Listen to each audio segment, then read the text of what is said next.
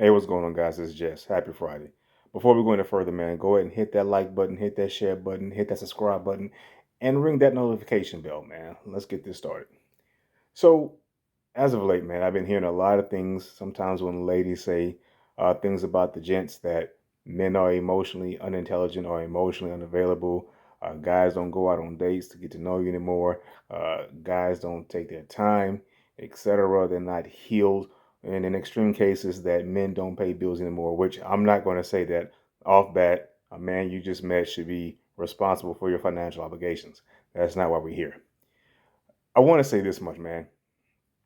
It's not fair to assume that a fella is emotionally unintelligent or emotionally unavailable if you have not created the space for him to be vulnerable around you. And I'll be quite honest with you, ladies. Sometimes you all don't know how to approach a man or talk to a man, or just don't have the game to do it, because for so long that you've been approached, you've been pursued, to where and you've admitted that you ignored the pursuits. So now it's to where a lot of guys are like, okay, you know what? I'm not going to waste my time. I'm just going to sit back. The game is at a standstill now. All right. And then sometimes you are in a position to where you have to do the pursuing, but you don't know how. And here's what you got to do. Very simple. Speak his peace language. A lot of you talk about love language, but can you speak his peace language? And I'll say this much. I've been working in nightclubs, for years, and now I do private personal security. When I was working in the strip clubs, I would have watched what happened and we'll go down in the VIP and in the lap dance room. And a lot of times, these guys who have girlfriends and are married will sit and pay to have somebody hear them out. They will sit and pay a pretty lady to talk to them and hear them out because they're not getting it at home. They may have been married, they may love his wife, each other, husband and wife may love each other, but at some point, she stopped speaking his peace language. That's very important, to be able to speak your partner's peace language. Also, prime example, ladies.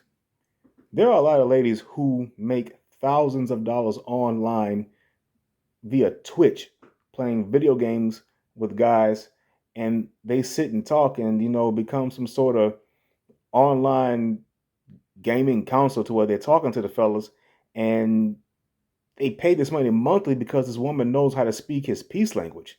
They've never met, they're not taking their clothes off, but when they meet this person online who they've never met in person, there's a feeling of peace. Speaking a man's peace language is very important. Now, for those of you that are going to come in the comment section and drop laughing emojis and say vice versa, or what about women, just listen to Jess real quick and follow the bouncing ball. I'm not there yet.